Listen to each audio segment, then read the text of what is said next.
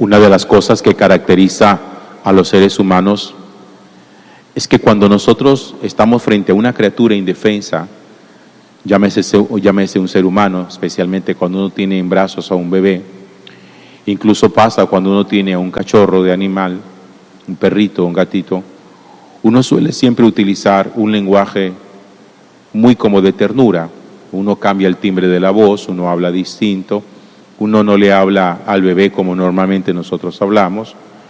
Nosotros, incluso puede uno tener la edad que sea, pero uno siempre habla de una manera muy distinta, como apapachando, mostrando ternura y de una manera muy distinta para que a través del lenguaje el bebé pueda sentir el cariño y la ternura que queremos expresarle. Fíjense que nosotros siempre hemos creído, porque así nos lo reveló Jesús, que Dios es un papá, que Dios es un padre.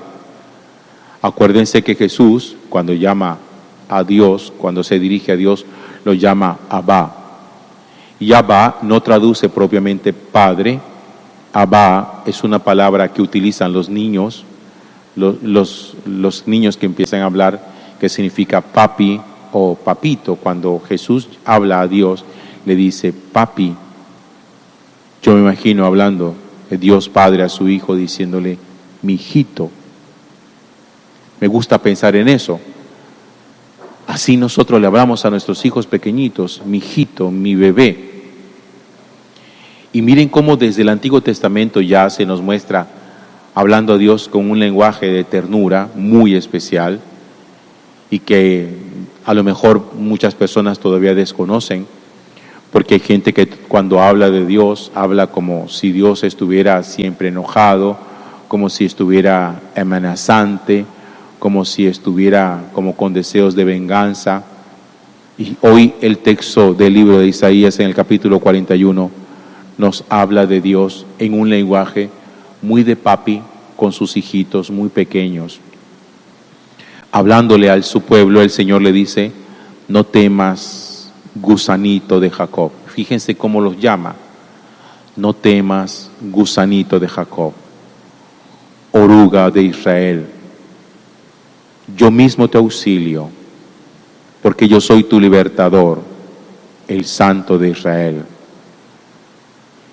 Esta expresión me llama mucho la atención, porque contrario a como nosotros a veces creemos que Dios anda malacaroso, o ver en qué momento nosotros pecamos para con un látigo encendernos a fuete, hoy se nos muestra a Dios con un rostro muy paternal, muy de papi, muy de papá consentidor, de papá que abraza, de papá que consiente entre sus brazos a su hijo y que le expresa muchísima ternura.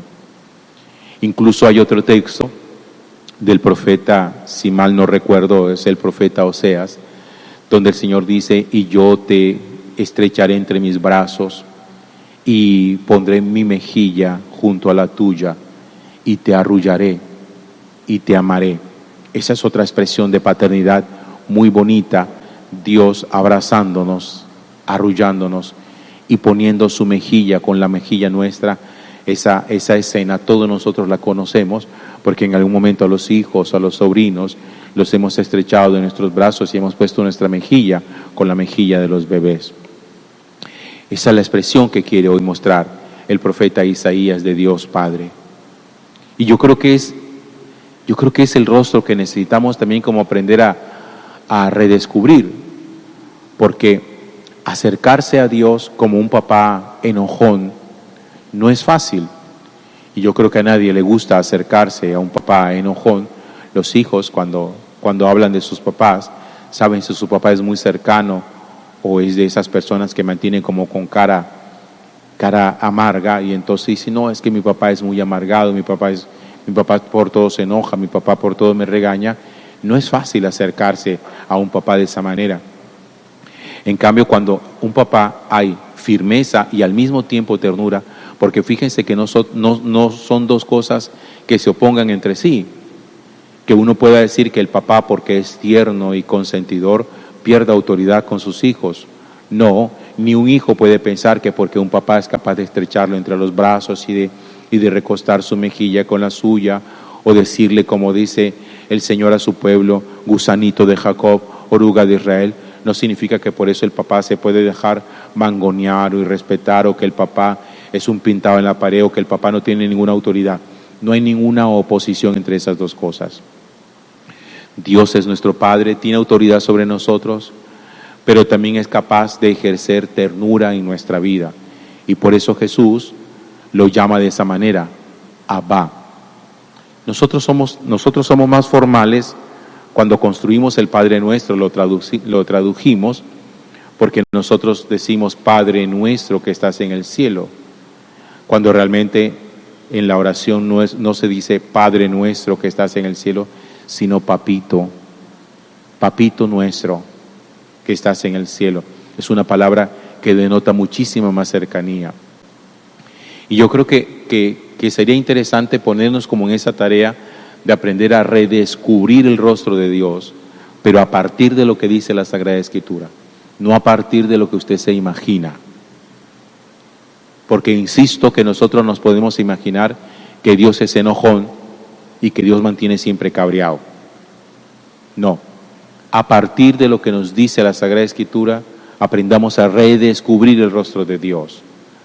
No tengamos una imagen de Dios a partir de lo que nos cuentan por la calle.